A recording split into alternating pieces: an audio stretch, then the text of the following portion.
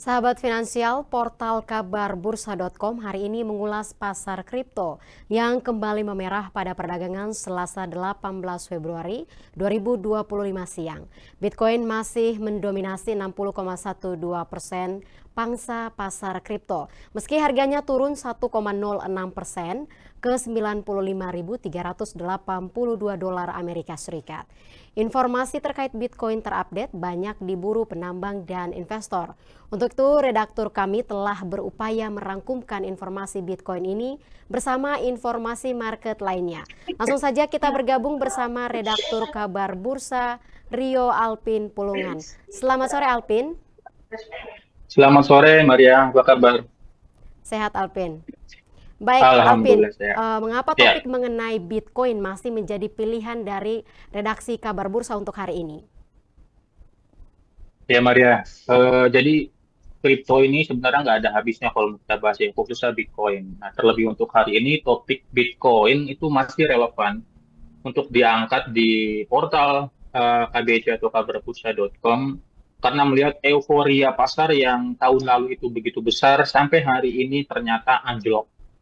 Kenapa bisa anjlok tuh? Padahal pada tanggal 20 Januari 2025 itu adalah titik di mana investor atau trader kripto dunia itu berharap akan ada kenaikan yang signifikan setelah Donald Trump ini dilantik sebagai Presiden Amerika Serikat yang untuk yang kedua kalinya.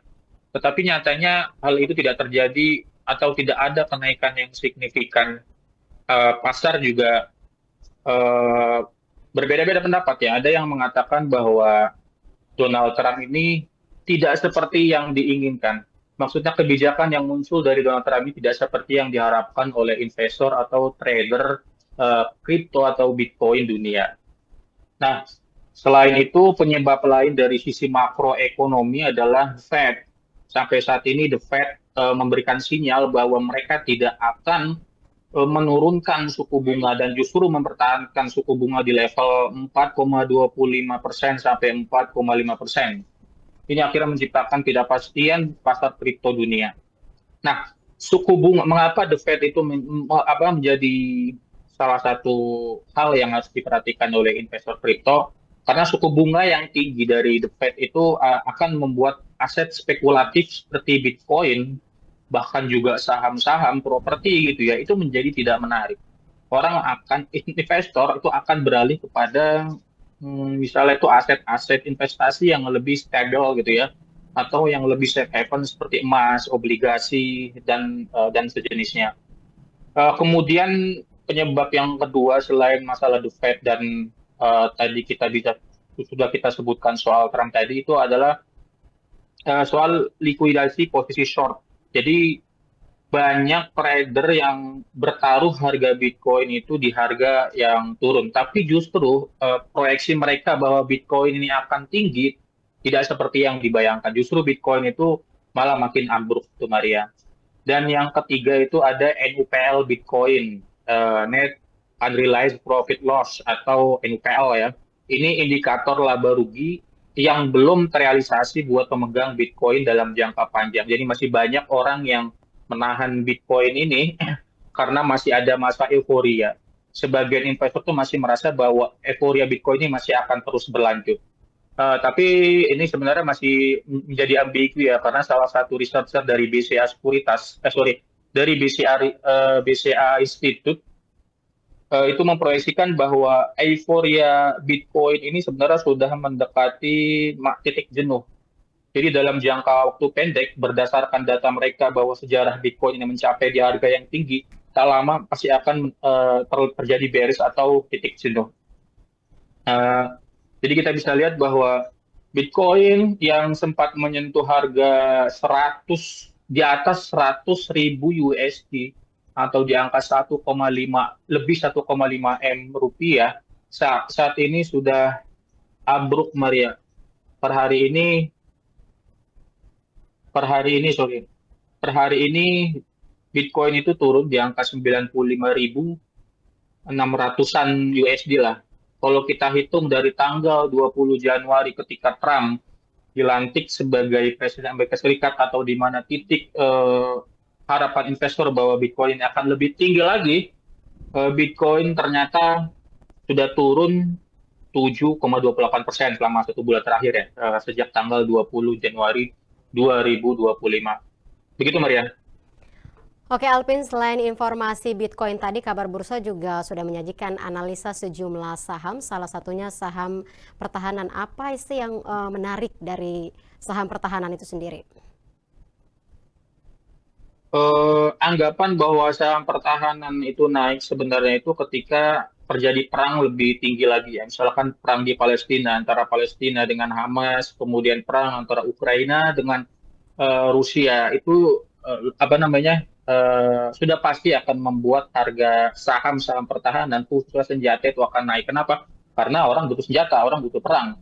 Para perusahaan-perusahaan yang memasok senjata untuk didistribusikan ke negara-negara perang itu akan mendapatkan permintaan yang tinggi. Akhirnya produksi mereka akan tinggi. Nah, ketika eh, ini menjadi ambigu ketika ada isu perdamaian antara Ukraina dengan Rusia yang diperantarai oleh Donald Trump.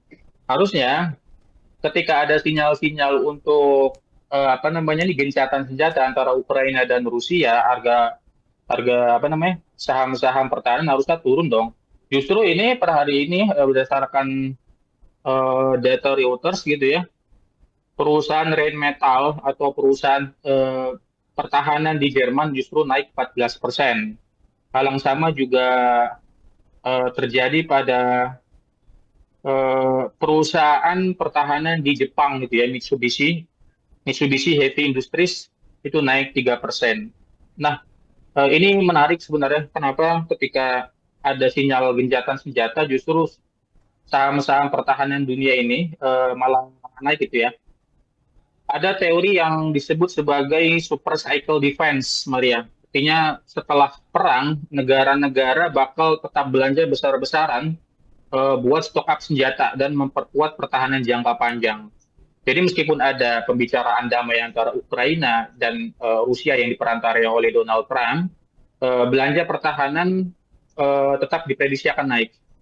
Nah, ini ditambah lagi ketika beberapa hari yang lalu itu Donald Trump mendorong negara-negara di Eropa maupun negara-negara dunia di luar Eropa itu untuk meningkatkan belanja militernya.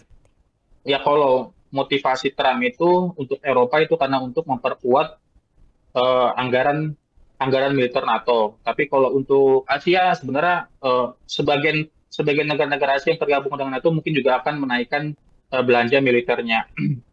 Jadi bisa dibilang sekarang ini negara-negara di Eropa lagi ngegas nih Maria ini untuk buat upgrade alutsista mereka setelah Donald Trump itu mendorong kenaikan belanja militer di setiap negara.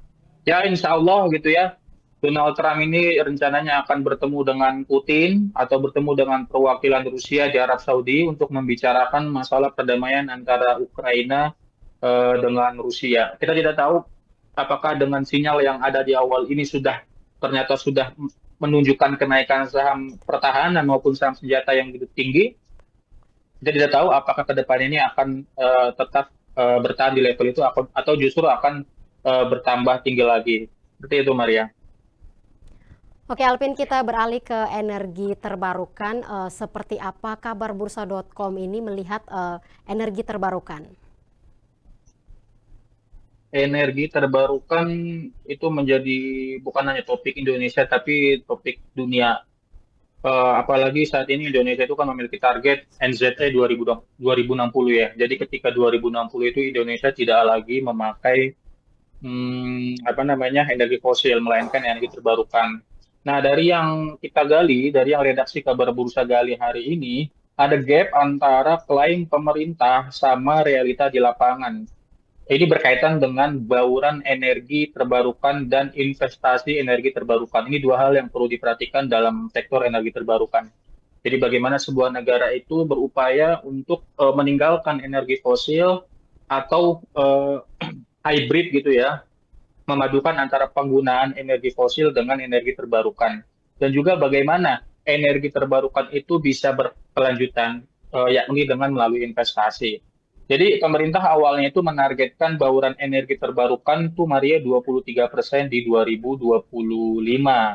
Tetapi belakangan justru direvisi malah menjadi 17 sampai 19%, turun lumayan lah ya.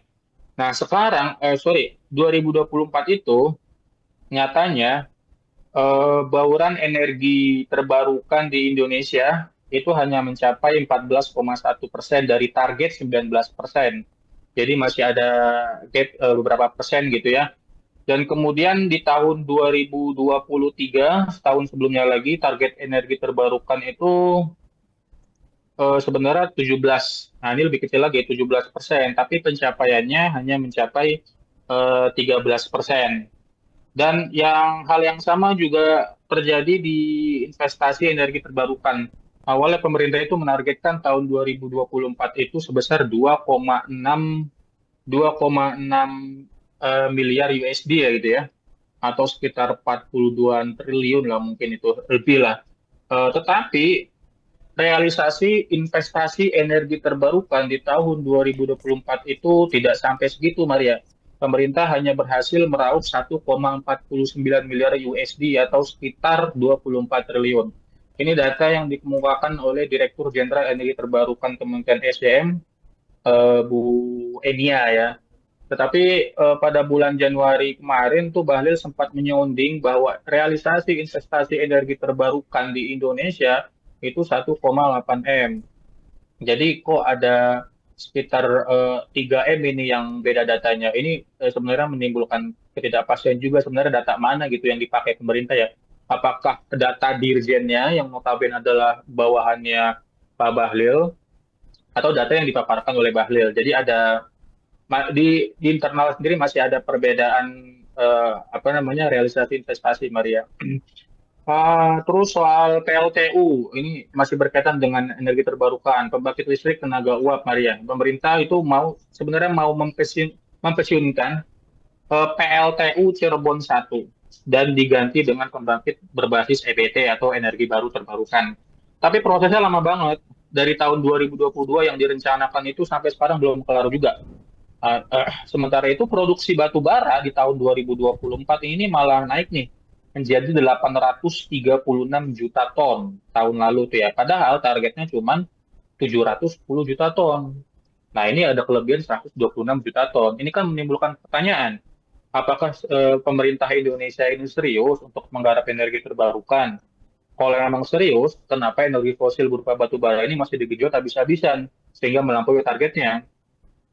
Kemudian berita di kabar bursa juga di portal tadi itu juga ngebahas soal GETP, yang ini pendanaan transisi energi di luar negeri yang katanya itu bisa membantu investasi energi terbarukan di Indonesia. Tapi sampai sekarang prosesnya itu masih lambat gitu pencairannya ya, karena pemerintah belum menyiapkan proyek yang bankable lah gitu loh. Jadi duitnya ada, tapi belum ada yang bisa dieksekusi dengan cepat. Seperti itu, Maria.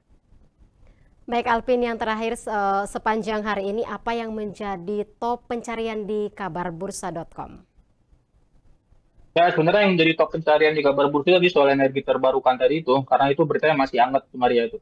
Kemudian yang kedua itu kalau kita melihat data keluar pos kabarbursa.com atau KBC, ada berita soal PT FI siap ekspor 1,3 juta ton konsentrat tembaga senilai 5 miliar USD. Jadi Presiden Direktur PT Freeport Indonesia, Tony Wenas itu bilang, eh, Freeport ini sudah siap mengekspor 1,3 juta ton konsentrat tembaga sepanjang 2025 ini. Nah, nilai ekspornya itu diperkirakan mencapai 5 miliar USD atau sekitar 5,70 triliun menurut kurs dolar hari ini gitu ya. Tapi Tony bilang rencana ini masih menunggu persetujuan dari pemerintah, jadi belum ada ACC. Cuman proyeksi bahwa Freeport akan mengekspor konsentrat tembaga ini dipastikan akan terjadi di tahun 2025, Maria. Itu, Maria. Baik, terima kasih Alvin untuk waktunya dan selamat beraktivitas kembali. Selamat sore.